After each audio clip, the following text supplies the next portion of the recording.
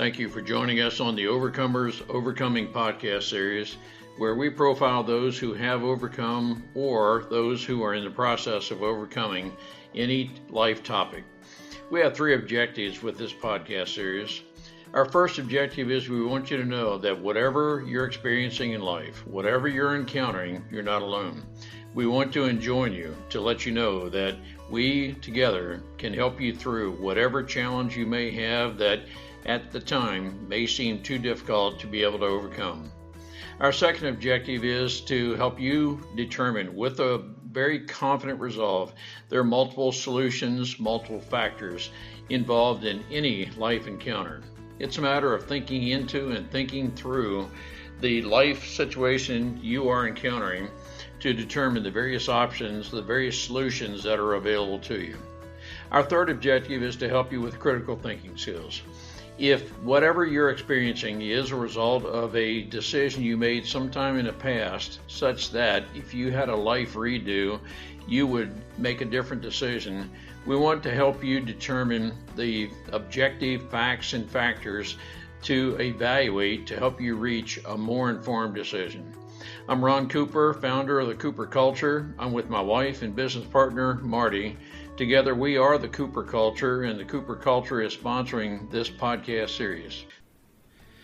Today we feature Tyler Foley, who had an 11-year promising career as stage and screen when at the age of 17 on New Year's Day, he woke up having experienced a major medical anomaly. It was an anomaly by virtue of the fact that the medical staff even today can't and has not diagnosed what it was that he experienced that symptomatically was palsy, in that he wasn't able to control all of his muscles. It's an intriguing story of how he overcame life adversity, and he had to consider a major pivot in his life. Marty, what are some takes that our listeners can gain from this podcast? Ron, Tyler explained that when he was 6 years old, his father passed away, and there were mentors that came alongside him and helped him throughout his life. If you are thinking about mentoring a student or someone, listen to Tyler and what those mentors did for him during that difficult time. He also makes a statement that the medical issue that Ron was talking about, that particular medical issue was the greatest problem he ever faced. Listen, it's very interesting to listen to him tell why. Tyler also explains how it was that his mental process of going through a pivot, he uses the term signpost. Listen very closely to how he uses the term signpost and what that means symbolically and realistically in helping to determine your life purpose. It's a great story. Let's listen together. Tyler, it is good to have you with us. You have a very unique story of a traumatic medical incident in your life that pretty much sounds as if stopped your hope for stage and theater, and something that you had to deal with. Can you give us some more detail on that, Tyler? And welcome aboard, and thank you for being willing to share your story. Oh, thank you for having me, Ron. When I was 17 years old, basically New Year's Eve of 1996, I went to sleep, normal functioning 17-year-old kid, and I woke up New Year's Day, 1997, probably 12 hours later, because I was a kid and that's what you do, you sleep. And the left side of my body didn't work. My face was paralyzed, arms, hands didn't respond to commands. My leg was numb. I had a hard time walking up the stairs. I didn't actually realize anything was wrong per se until I started to brush my teeth in the morning. I couldn't keep the toothpaste in my mouth. It kept dribbling out the side, and I was just drooling and literally frothing at the mouth from the toothpaste. And my mom looked at me and asked, "Are you hungover?" And I didn't drink. It was not a thing that in fact, I didn't really drink until I was in my late 20s, and still that's barely social. So I looked at her and said, "No, I didn't drink. I was at the DD last night. Why?" She's like, "Tyler, look at you. You're an absolute mess." And I couldn't keep the toothpaste in my mouth. And that's when both my mother and I realized that something was wrong, and got over to the hospital, and they started poking and prodding and doing all sorts of tests. I now have a lovely set of scans of my brain at 17 that I keep with me, because that's always a neat thing when you get to see the inside of your skull. But it was inconclusive. I went through multiple tests over many weeks trying to figure out what had caused the paralysis, and to this day, nobody really knows. Could have been stroke, mini stroke, could have been a palsy, could have been a pinched nerve. Nobody knows. But what they do know is that the left side of my body stopped working. And unfortunately for me, that stalled what was at that point a prospering career as a performer. When I was 6 years old, I got onto stage and had been in stage, film, and television for, at that point, 11 years. And when you are an actor and a performer, you require your face and body to work in order to be able to express the emotions that are required of you to convincingly tell a story. And so that put a grinding halt to my acting career for at least a year, while I went through very, very intense physical therapy to try and regain the use of my face and my body. Are you fully recovered now, or is this going to be a lifetime of contending with the past? If you were to look at me right now, you would assume that I am fully recovered. I've probably regained 95-98% of functionality, but I definitely have tells now. I have to be a lot more conscious of my word choice and how and when I speak, just because I can get very fatigued and words don't come as easy anymore. And the mobility in my body has improved, but if I get really run down or if I get dehydrated, I start to lose feeling. It feels like when you fall asleep on your arm and you get the tingles. Just before you get the tingles, there's the numbness where you can't feel your arm. Just before the blood rushes back and the nerves start firing again, that's what I will get every once in a while. I can feel the onset of the numbness, and I know that I need to go to a chiropractor, get an adjustment, possibly get some massage or acupuncture to start firing nerve endings again. And I definitely need to get hydrated to help with the electrical flow within my body. And I'm very conscious and aware of when I get fatigued. And the other tell is once I'm at that point, you can see that I don't smile evenly, and I start to lose the left side a little bit, and my eye will start to tick. So there are signs that I deal with to this day that are indicators that I need to be a little bit more healthy with my body. But luckily, I'm aware of what they are now and can address them rapidly.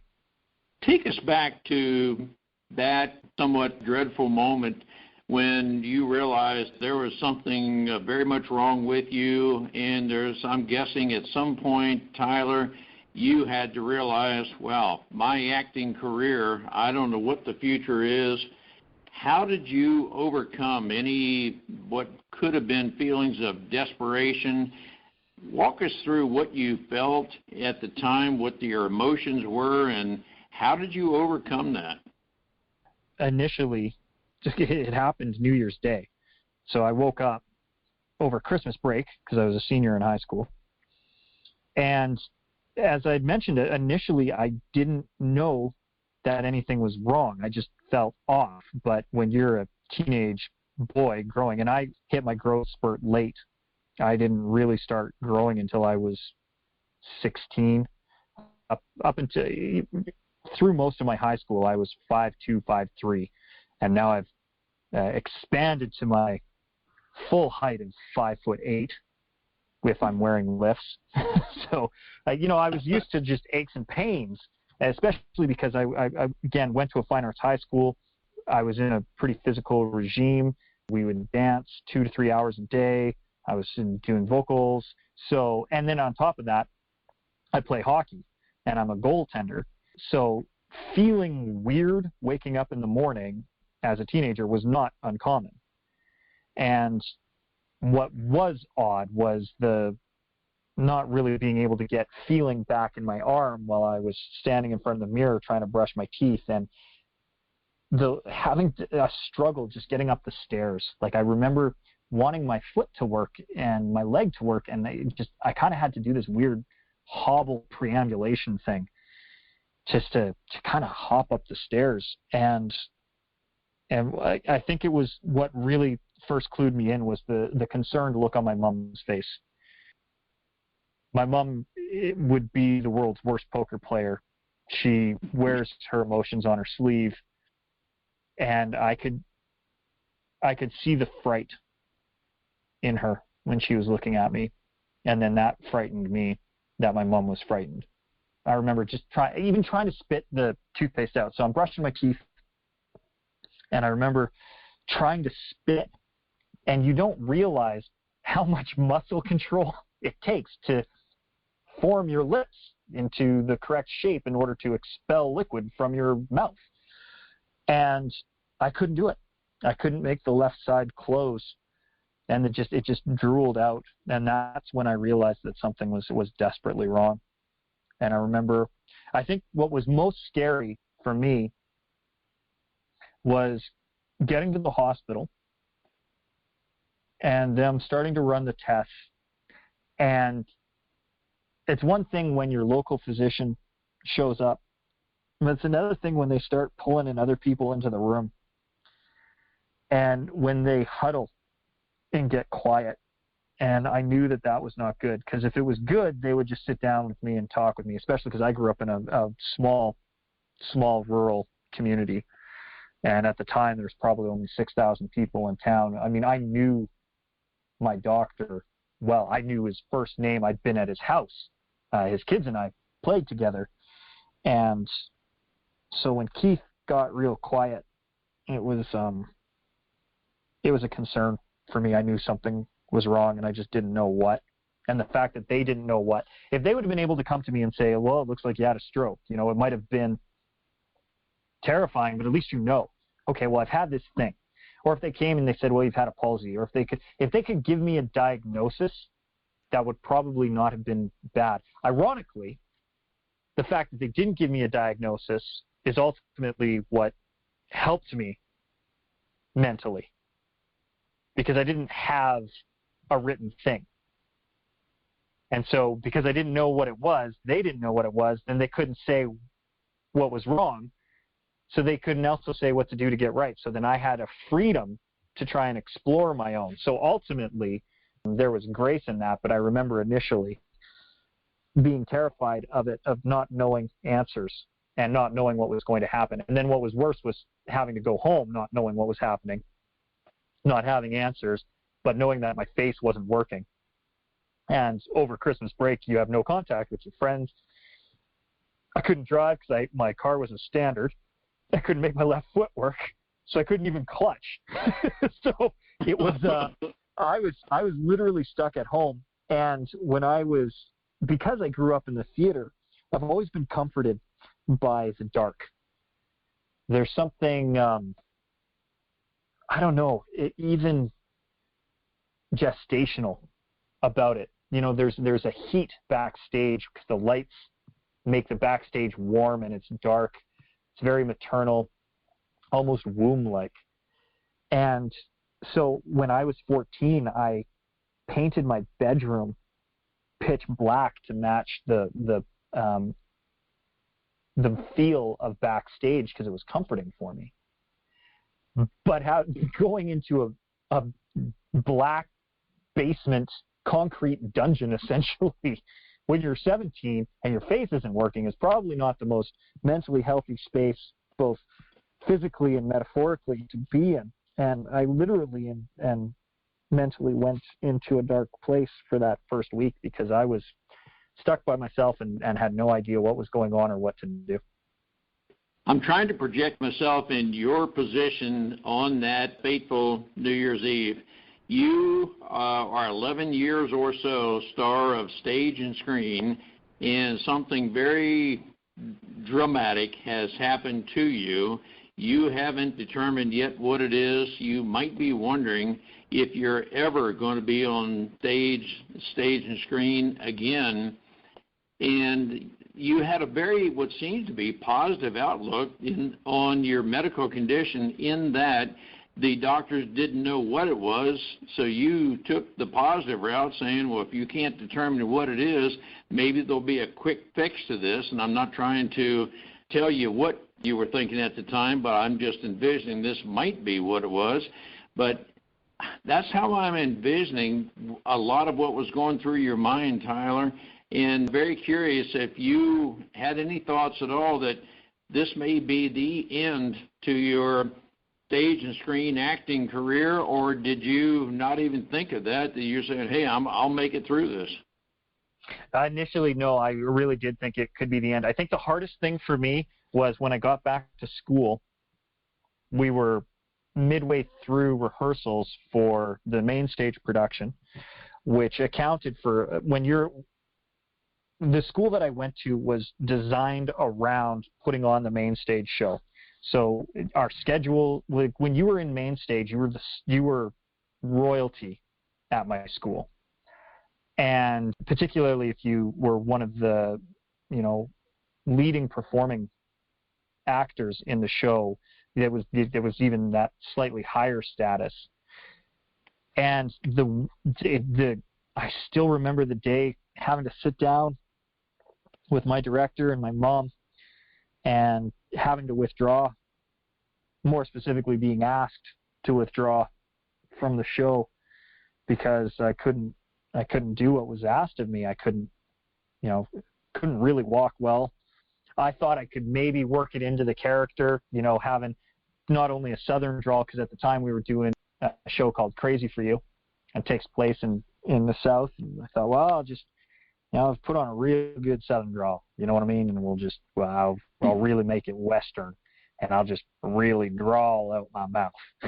The problem was I can do that now. Couldn't do it when I had with the paralyzation.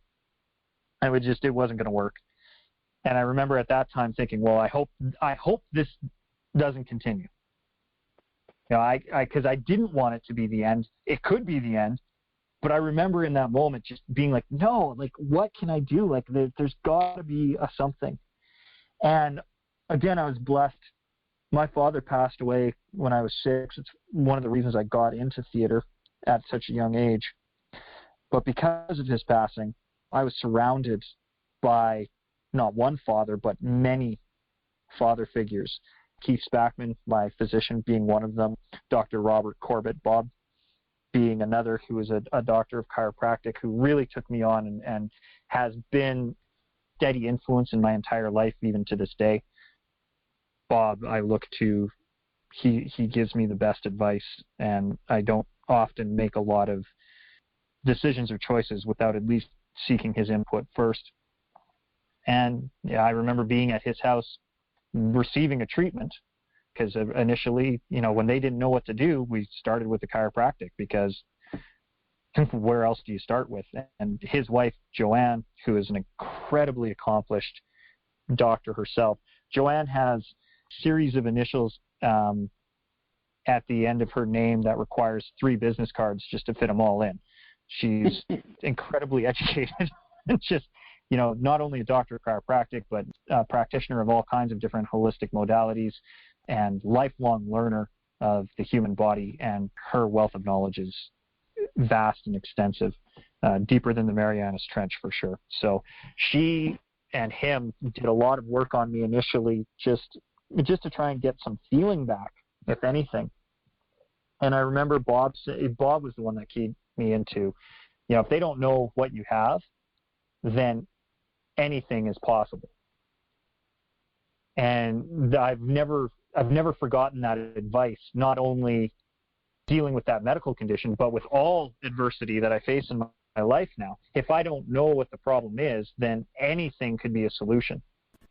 Who within your circle of influence is possibly experiencing a major life event, something that might mean a career change, something that may seem to be more than what a person can overcome. Listen to Tyler and the positive attitude that he has. The doctors did not know what the medical solution was, what the diagnosis was, but he took that to mean that based on information from another person, that if we don't know what it is, there's always a possibility there is a positive solution to whatever is happening. Tyler has a very positive attitude that he is using to his advantage. I wanted to ask you to share this podcast with someone that is experiencing a similar life-changing decision that they may not know if they can continue on. They may need your encouragement to help them over the hump, so to speak, that you can help them with a decision that you know there are multiple solutions. They just need your help and your affirmation that in fact there are multiple solutions to help them through the life-changing pivot that they are going through. I encourage you to share it. Let me know that you share it so that we can help that person advance to whatever it is that needs to be done in their life. And if you do know what the problem is, then there are multiple solutions that you can explore. So it's one of just this. It's just a beautiful way of looking at the world, and I'm always grateful to Bob for having said that, especially at that time, because I was only 2 or 3 weeks into the initial trauma of it all. And, he really helped shine the light on the fact that it didn't need to be a dark place, that there, if I put in work. And he was one of the first people to introduce me to incremental success. Like, I can't compare myself to other people. Other people are not me. I have to compare myself only to myself. And if I want to get better, I need to know where I am now, and I need to have those metrics. And any incremental improvement is still improvement. It's better than what I was yesterday. So little things like grip strength. What are you pulling from a PSI perspective, and how is your grip strength, and how was it last week, and how was it the week before? Is it getting better? Is it getting worse? What have you done over that time period? Have you put in the effort? And being able to see a direct translation from effort input to result output was an incredible lesson to get at 17 that I've been able to carry through now for over 25 years. It's a quarter of a century that I've been able to apply those lessons. So I am incredibly grateful and thankful for that, although it was a dark time initially in my life. It's probably one of the greatest gifts I've ever been presented with. You are exemplifying one of the 3 objectives of this podcast series. Irrespective of anything that you encounter in life, there are always multiple solutions to overcome whatever it is you're experiencing. Love your attitude, Tyler. And the doctors that were with you, I'm envisioning you were surrounded by people who supported you, and everything that you were experiencing at the time had a very positive benefit to you, it seems. I'm curious, how long, I'm going to assume that you were immobilized completely, or at least you were kept from your stage and acting career for some period of time. Have you regained enough functionality to where you can pick up somewhat where you left off on your stage and acting career? Oh, yeah. I was on set a month ago filming a TV series. So it was half a year of for sure where I couldn't do anything. It's not that I couldn't do anything. I couldn't do things to a standard in which I could perform. But by the time my birthday rolled around and at the end of July, I had already moved out to Vancouver. I'd graduated. Walking the stage was hard. It was actually, I remember taking a great difficulty the midway through June it was still a difficult thing to do. But I knew that if I was going to be a performer, I had to be in a place where performers were. And there were plenty of performers who performed with physical impairments. And that was not a reason to not perform. It just may limit my role choices, but I needed to be in a place where there was more choice, right? I needed to stack the odds in my favor. So I moved out to the West Coast before my 18th birthday and started performing. And by the time the following New Year's had rolled around, New Year's Eve 1998, or New Year's Day 1998, I would say I was 98% back as far as functionality goes, and had an amazing career out there. I was able to pick up, perform. Anybody can look up my credits on IMDb. There, you can see my most active period in performance was from probably 2002 to 2004. I really found my groove again and was able to retire. 20 years in the business, I was able to retire at 25 and go back to school and get an engineering discipline and start the new chapter in my life. And to this day, I still continue to perform professionally. It's just not my full-time vocation the way that it was in my early 20s. What I think I'm hearing is you adapted your capability during your recovery to whatever you could do to continue acting. Is that a fair statement of what you did while you were less than fully capable? Yeah, no, and I did. Like I said, I wanted to do everything that I could to increase my odds and my chances. Particularly, I mean, the performing arts is a cutthroat business. It is not for the faint or weak of heart. You get rejected more than you get accepted, and that's just a way of the business. I mean, even in my peak, when I was making money left hand over fist, I still, booked 5 roles in a year. Wow. And then was on set as an extra or background probably 100 days, and worked doing stunts and stand-in and photo double work probably in another 50 days on being around a set, but not necessarily in front of the camera. So it's a hard business to be in. And I was one of those that was lucky. Like, I was a working actor, and nobody knows my name. I am a classic day player. I show up and I play student number 1. You know what I mean? Or guy with a hammer. Like, who knows what my role was? But I don't often have a named character. And but that's fine. That's the majority. 90%, 95% of actors who are in the union, and I'm a unionized actor, are that way, where you just get the work when you get the work. And like I said, I was a good actor. I was making enough money that I was able to pay for school when I retired, and not a lot of people can say that. I'm one of the few people who was earning a comfortable living and not at the poverty line. So I needed to give myself the chance to do it. At my peak, I was booking 1 in 8 roles that I would audition for. And to this day, I probably keep something similar. I think right now, when I track it, I'm booking about 1 in 12, 1 in 14, somewhere around there. And it's just, you've got, particularly in that business, you've got to give yourself every opportunity. And for me, part of that included going out where I was going to have more auditions.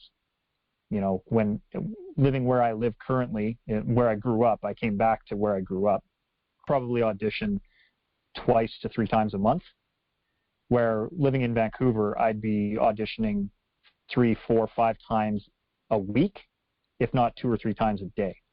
So just from pure numbers standpoint, if you're auditioning more, you're going to book more. And when I was initially going out to Vancouver, the thought was, well, I'm limiting myself being here. There's more roles out there. So even if I have to go and play with physical impairment, or, I have to do some kind of a quirk role and establish myself that way, at least I have more opportunity there, because there will be more chances. And then with the physical therapy and knowing that, I could see incremental improvement. So I knew what I needed to do to get the feeling back, to be able to get the muscle memory back, to be able to do the things that I needed to do. So not only was I going to give myself more opportunity to find the roles, but I was also going to do everything that I could outside of acting to improve my physicality and to improve my craft, so that when I did have the opportunity to get into the audition room, that I had more of an opportunity to book it because I was closer to what they needed. Talk to our listeners about how to overcome this kind of adversity. What I'm going to ask you is a call to action. Listener who may be saying, I am having to go through a major pivot, a term that's used somewhat frequently. I can no longer do what I used to do, and it may not be permanent, but at least there is a temporary halt to what I was doing because of a job loss, or could be any number of things. But how would you help that person who's saying, Tyler, I'm similar to you, although in a totally different career, but I'm having to pivot. I'm having to consider something very, very different, at least for some period of time. It could be temporary, but I have no idea when I'll be able to recover, if ever, and continue doing what I used to do. How would you help that person through this period of their life? The first thing, I got two things that jumped while you were asking that. The first one is pay attention to the signposts. There are markers in our life, if we're open to them, that are guiding us. That are, half the time they're bright, blinking neon lights that are shining in our face, and too often we try to put our hand up and protect our eyes from the glare of it. And the reality is we need to follow that light. And if we are conscious of what some of those energies are, they will, if you're fighting the flow, because things just aren't working. And oftentimes those are the signs that if you keep traveling in a direction, usually liken it to a river, right? A riverway can be a course for navigation, both up and down the river. The problem is if you try to go upstream, you're fighting the flow. And you can paddle and paddle and paddle and paddle, but it'll take you 5 times as much energy to travel the same amount of distance as if you just let go of the oar, turned yourself around, and let the boat travel with the flow of the water. Ride that current, you've traveled the same distance, but in a fifth of the time. And oftentimes in life, we're doing that same thing. We're fighting it. We're so stubborn that this is the way that I need to go. This is what I want to do, that we don't take the time to pay attention to what the signs are saying. And all you needed to do, right? They've done that study with the animals where they opened up the one door and then they shut it. And then everybody knows that this is where the door is, and they keep wanting to go through that one door. And what they don't do is turn around and see that when this door shuts, the other one opens. And they don't pay attention because they're so focused on this is the door, this is the direction that I need to get to, because the food is on the other side of that door in their mind. And all they needed to do was turn around and look that when that door shut, this other door opened and there's food over there. But they're so focused on this closed door that they don't turn around to see the open door. And whenever I get stuck like that, I ask myself, I have to get still. Which way is the energy flowing? Because it's easier to flow with the energy than it is against the energy. And a lot of time we waste so much effort fighting the energy. The other advice that I would give people, and I had to learn this at 17 and continually throughout my life, the thing you're afraid to say is probably what needs to be spoken. And by that I mean sometimes we need to ask for help. A lot of times we're too embarrassed or too ashamed or don't even know how. So a lot of times using the power of story, what is your struggle? What are you going through? And sharing that, you'd be surprised how quickly you find your community. And it's in community that you find support and strength. But if you don't find the courage within yourself to initially speak that thing and say, look, I'm struggling. I am wickedly depressed because everything's been taken away from me, or so I think. Right? I remember saying to Bob, it's all gone. He goes, it's not gone. It hasn't gone anywhere. Are you an actor? Yes. Were you born an actor? Yes. So are you still an actor? Yes. Then it's not gone. You just can't do it the way that you did it 2 months ago. But you can still do it.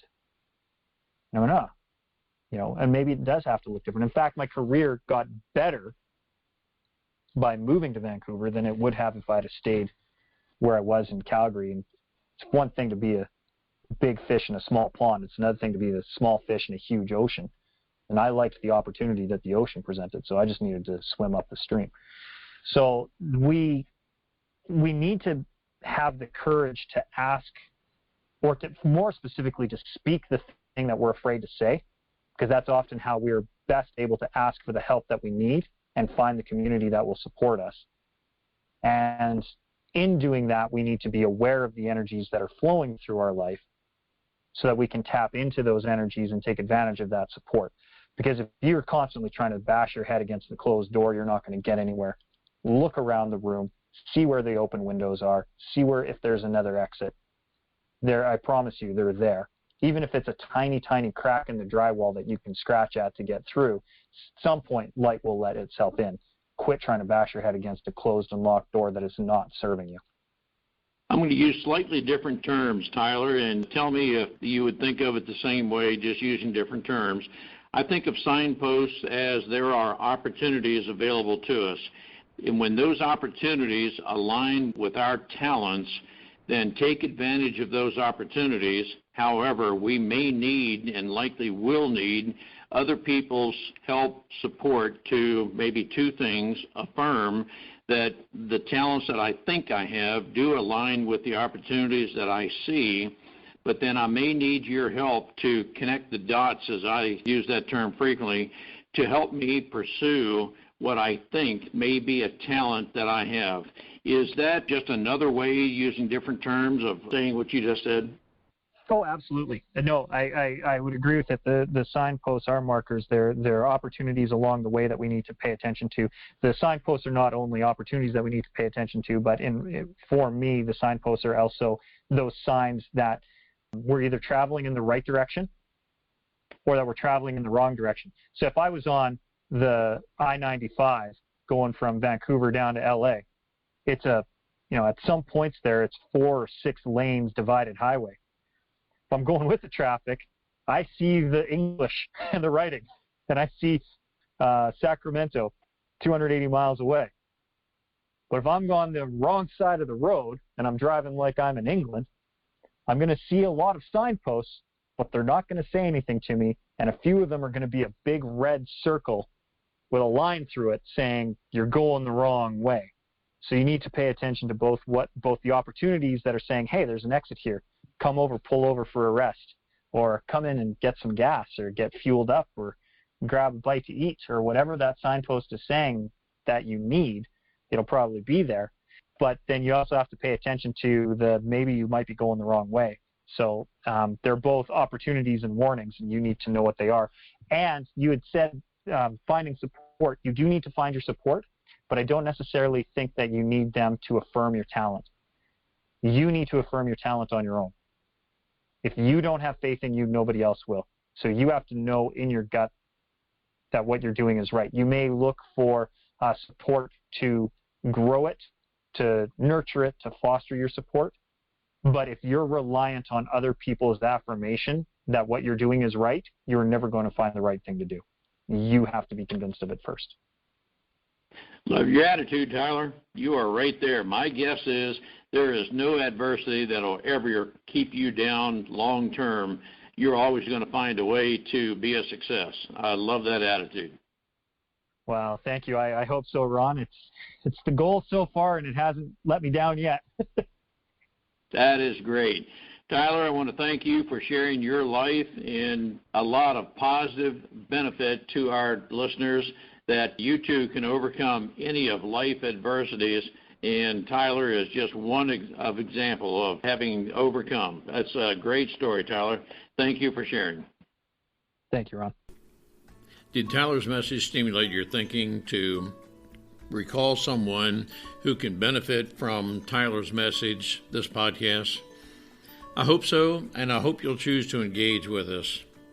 If you know of someone who can benefit from this podcast, I hope you'll forward this to them and engage with that person to help them through whatever life challenges they may be experiencing.